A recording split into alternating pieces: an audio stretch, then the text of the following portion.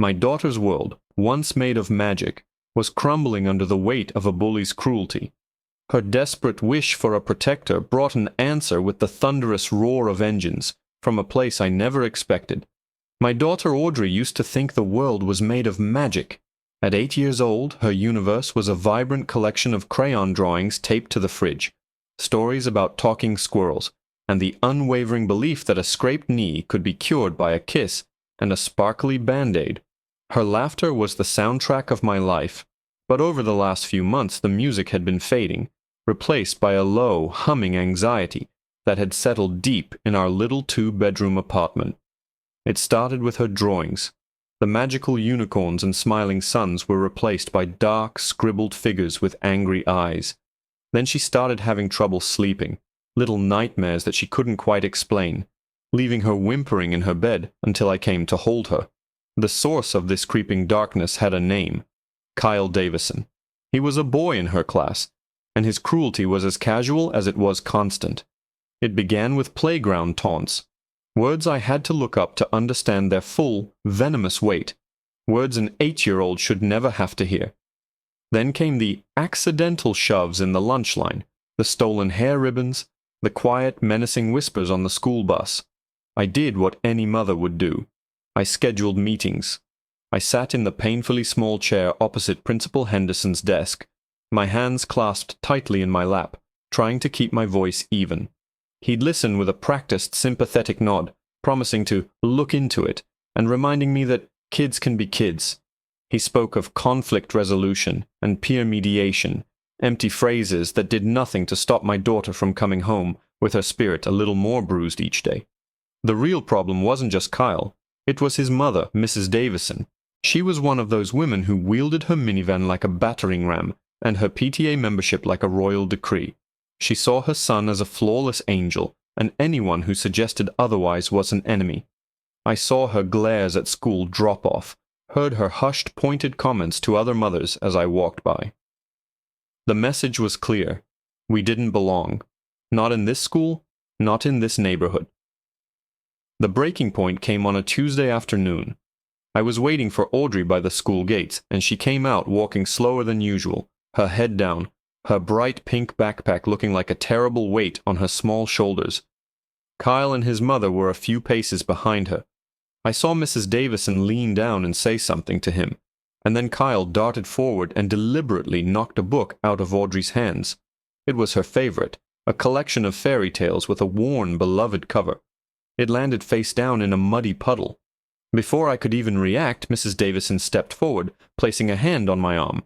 Her grip was surprisingly strong, her nails digging in slightly. "You need to teach your daughter to watch where she's going," she said, her voice a low, saccharine hiss. "She's always causing trouble for my Kyle." Her eyes were cold, 2 chips of ice. She looked down at my trembling, teary-eyed daughter, then back at me. "This is a nice community. We don't appreciate disruptive elements." She held my gaze for a moment longer, a clear, unmistakable threat hanging in the air between us. Then she smiled, a tight, unpleasant curl of her lips, and steered her perfect son towards their pristine SUV. That night, Audrey refused to eat. She just sat at the table, pushing her macaroni around her plate. Later, as I was tucking her into bed, she finally spoke, her voice so small it was barely a whisper. "Mommy," she said, her big brown eyes swimming with tears. "Is it because I'm me? Is that why they don't like me?" My heart shattered into a million pieces. I held her tight, telling her she was perfect, that she was smart and kind and beautiful, but my words felt like trying to patch a sinking ship with tape. She pulled back, looking at me with a desperate seriousness that no 8-year-old should ever possess. "In my cartoons," she whispered, "when someone is scared, they get a protector, a hero, someone big and strong so the monsters can't get them." She clutched the front of my shirt. "Mommy, can you get me a protector, please? I'm so scared to go back to school." I looked at my daughter's terrified face, at the way her small body trembled, and I felt a rage I'd never known. The school wouldn't help. The Davisons were untouchable. We were alone. And my daughter, my magical, brilliant little girl, was asking for a hero. My mind raced, sifting through a lifetime of contacts, of friends, of family.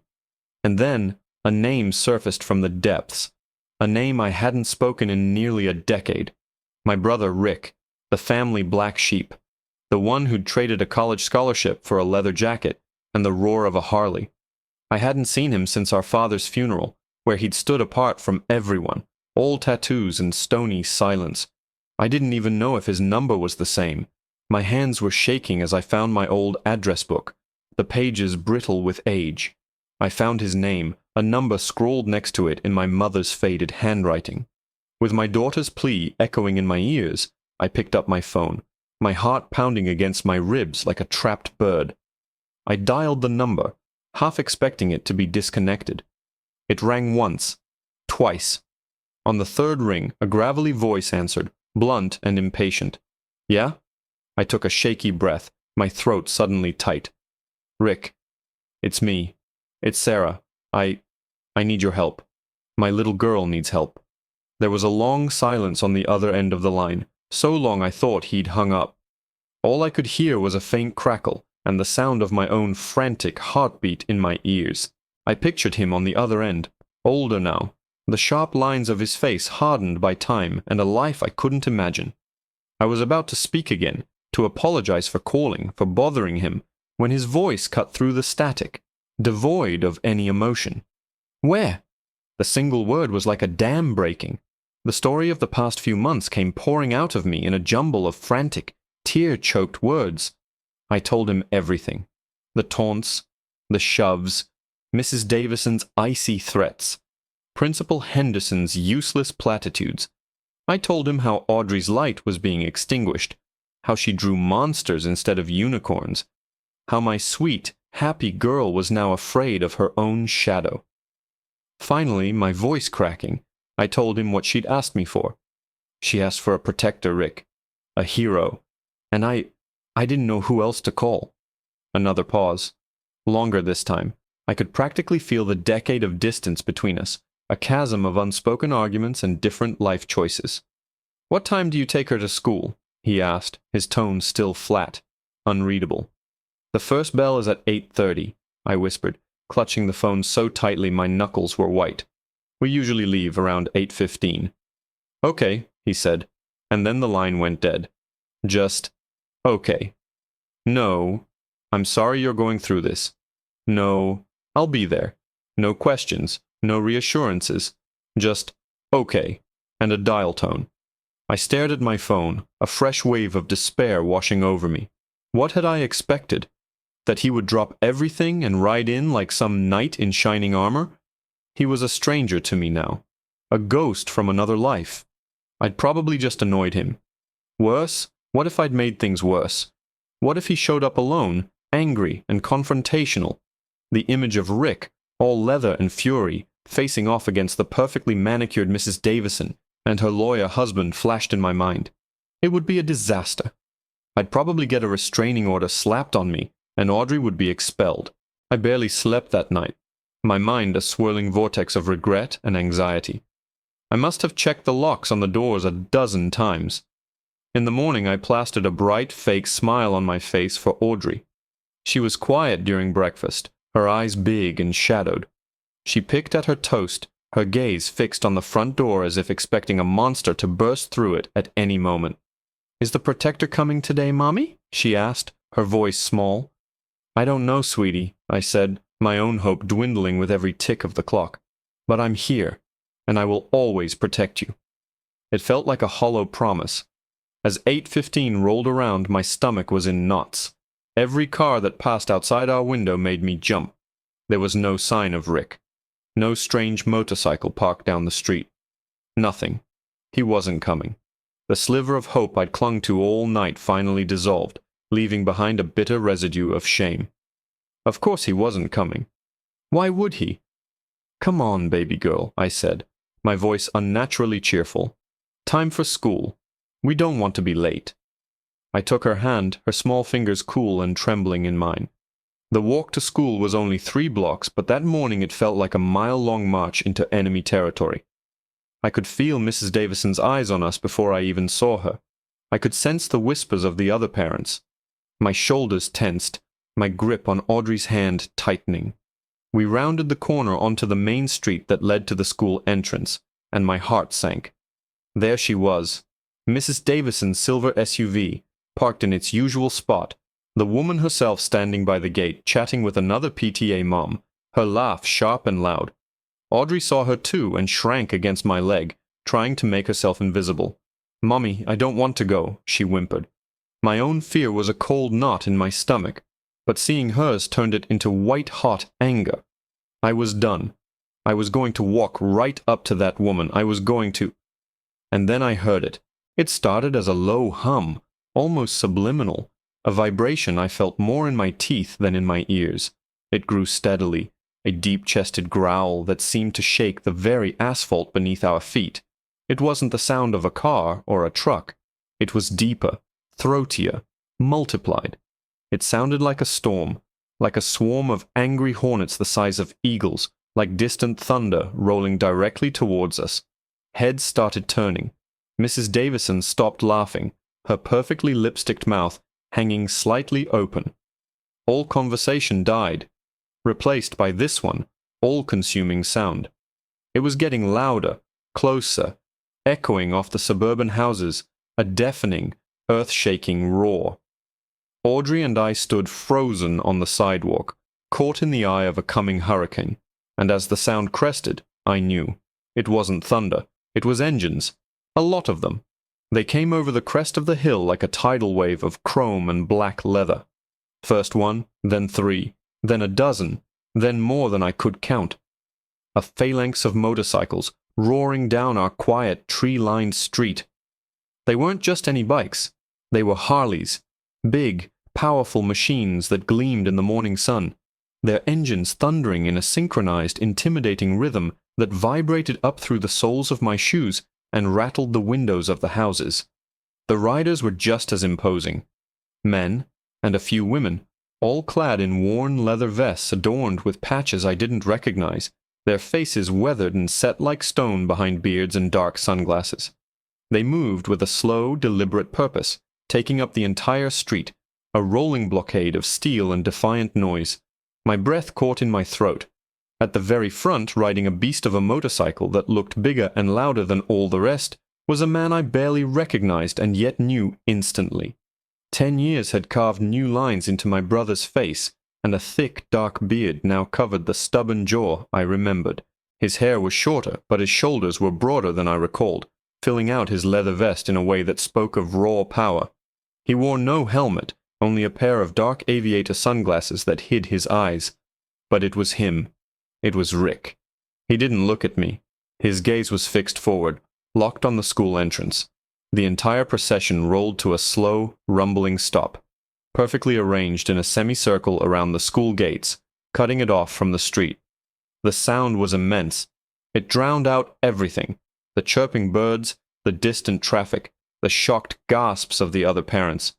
Mrs. Davison and her friend were frozen, their faces a comical mask of disbelief and horror, as if a pack of wolves had just crashed their garden party.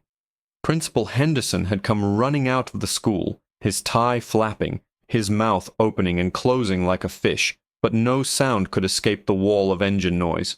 Rick swung his leg off his bike and the engine died with a final, guttural cough. One by one, in a ripple effect down the line, the other engines fell silent. The sudden, absolute quiet was more shocking than the noise had been. It was thick with tension, heavy with the unblinking stares of 50 bikers. Every eye was on us. Rick walked towards us, his heavy boots making no sound on the pavement. He moved with a quiet, coiled energy, like a panther. He stopped in front of me, and for a moment he just looked at me, his expression unreadable behind the sunglasses. Then his gaze dropped to the small girl hiding behind my legs. He knelt down, bringing himself to Audrey's eye level. The sheer size of him, covered in leather and tattoos, should have been terrifying. But he moved with a surprising gentleness. "You must be Audrey," he said, and his voice, which had been so rough on the phone, was now a low, soft rumble. Audrey peeked out from behind me, her eyes wide. He reached up and slowly took off his sunglasses. His eyes were the same as I remembered, a deep, startling blue, but they held a kindness I hadn't seen in them since we were kids. "Your mom told me you needed a protector." Audrey looked from Rick to the silent army of bikers standing by their machines, then back to my brother's gentle face. She gave a small, hesitant nod. Rick smiled, a small, genuine smile that transformed his rugged face. He held out his large, calloused hand. "Well, we're here now," he said. "How about we walk you to class?" Audrey hesitated for another second. Then a tiny smile touched her own lips. She let go of my leg and slipped her small hand into his. It was a surreal sight. The huge, intimidating biker and the little girl in the pink backpack, hand in hand. Rick stood up, still holding Audrey's hand, and turned to face the school. It was like a switch had been flipped. The softness in his face vanished, replaced by an expression of cold, hard resolve. He looked directly at Mrs. Davison, who flinched as if he'd physically struck her. He swept his gaze over the stunned crowd of parents, then let it rest on the pale, sputtering Principal Henderson. His voice wasn't loud, but it cut through the silence with the authority of a general. "We're just here to make sure this little girl gets to her classroom safely. We'll be doing this every morning, and every afternoon." He paused, letting the words sink in. "If anyone, and I mean anyone, has a problem with her, if anyone so much as looks at her wrong, if she comes home with so much as a single tear in her eye, you won't be dealing with her mother anymore. You'll be dealing with all of us." He gestured with his free hand to the silent legion behind him. "Are we clear?" No one moved. No one spoke. The silence was absolute. Principal Henderson just nodded dumbly, his face ashen. Mrs. Davison looked like she had swallowed a wasp, her face a mottled mess of fury and fear. She grabbed her own son, Kyle, by the arm and practically dragged him into the school building, not even looking back. Rick gave a sharp nod. "Good." Then he looked down at Audrey and the smile returned. "Ready to go, kiddo?" Audrey beamed. A real, radiant smile I hadn't seen in months, and nodded enthusiastically. Rick, Audrey, and I started walking towards the school entrance. As we passed through the line of bikers, two of the largest men I have ever seen fell into step behind us, their heavy boots thudding on the pavement like drum beats. They were our personal honor guard, flanking us on either side, their presence a silent, undeniable promise of protection. We were almost to the main doors when Rick suddenly stopped. He turned his head slightly, looking back over his shoulder, not at the bikers, but at me. His voice was low, for my ears only. "By the way, Sarah," he said, his expression grim, "there's something you need to know about the Davisons. This isn't just about some schoolyard bully." A cold chill snaked its way down my spine, a feeling completely separate from the awe and shock of the morning. "What do you mean?" I whispered, my eyes darting towards the school doors where Mrs. Davison had vanished. Rick kept walking, his voice a low murmur, his grip on Audrey's hand still gentle. "My club, we hear things. We keep our ears to the ground. Kyle Davison's father, Mr. Perfect, in his corner office. He's not just some businessman, he's a property developer, and he's been trying to buy up this whole neighborhood for the last year. Cheap." My mind reeled. I remembered the flyers, the unsolicited, lowball offers to buy our homes that had been showing up in our mailboxes, which everyone had dismissed as predatory spam. He wants to bulldoze these apartments, the older houses, and put up luxury condos. Most people have refused to sell, so he's moved on to alternative methods of persuasion. The pieces clicked into place with sickening clarity. The glares, the whispers, Mrs. Davison's comment about us being disruptive elements. It wasn't just about snobbery or prejudice. It was a calculated campaign. They were trying to drive us out. They were targeting the families they thought were weakest, the ones with the least power to fight back, a single mother and her little girl. The bullying wasn't just a child's cruelty. It was a weapon, wielded by his parents to make our lives so miserable we'd finally break and sell. The realization left me breathless with a rage so pure and cold, it felt like ice in my veins. Rick walked Audrey right to her classroom door. Her teacher, a young woman who looked like she might faint, simply stared, wide-eyed, as Rick knelt down once more. "You have a good day, okay?" he told Audrey. "You be brave. We'll be right here when you get out." Audrey threw her arms around his neck, a spontaneous, heartfelt hug that seemed to take my tough-as-nails brother by surprise. He hesitated for a second, Then his own muscular arms wrapped around her, holding her gently. "I'll see you this afternoon," he promised. As soon as Audrey was safely inside her classroom, Rick's demeanor shifted back to business. He, his two massive companions, and I walked back outside to where the rest of the club was waiting patiently. They hadn't moved an inch. Rick addressed me, his voice serious. "This afternoon, a few of my guys are going to help you move your things. You and Audrey will be staying with me for a while. It's not safe here." Before I could protest, he held up a hand. "It's not up for debate, Sarah. You're my family. Their little game ends now." That afternoon was a blur. A small group of bikers, men whose names I learned were Bear, Diesel, and Roadblock, showed up at my apartment. With startling efficiency and a surprising amount of care, they packed our essential belongings. When the final bell rang, the entire club was there again, a rumbling line of guardians. Audrey came running out with the biggest smile I'd ever seen, waving proudly to her new friends. Kyle Davison was nowhere in sight. As we drove away, following Rick's bike to a part of town I'd never been to, I didn't feel like I was running away. I felt like I was being rescued.